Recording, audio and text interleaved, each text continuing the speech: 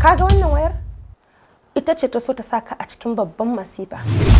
Saboda duk waɗanda suke bibiyar ka ta wannan wayar suke bibiyar ka. Sai kuma gashi kai mai dabara ne. Sai ka cire layin, ka jefar, ka ɗauki wayar.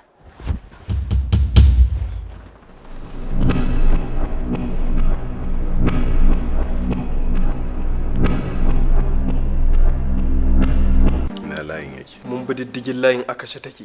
Alamu ya nuna layin baya kan waya. Dukkan alamu.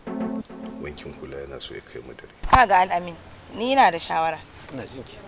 Idan ka je guri zaka sai riga, ka tsaya da kyau ka bincika ka ga wacce ce tafi inganci kafin ka dauki rigar ka siya. Kaji? Wai matan na yar sandan nan wai yaushe za ta daina zuwa wurin ka ne? Kamar idan na fahimce ki fa anti wannan yakin kina taya ruma. kina kai wa ruma dauki ne. Ko ban taya ruma yaƙi ba ya kamata kai a kankin ka tsaya ka yi tunani ruma fa ba a bayyarwa ba ce. Wata soyayya ta sa ka faɗa wani wulayi.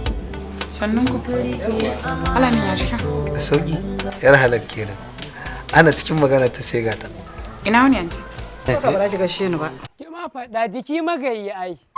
Ko uban ɗaki? Kai. Wai kai tsayan tambaye ka. Wai wannan hakan da kake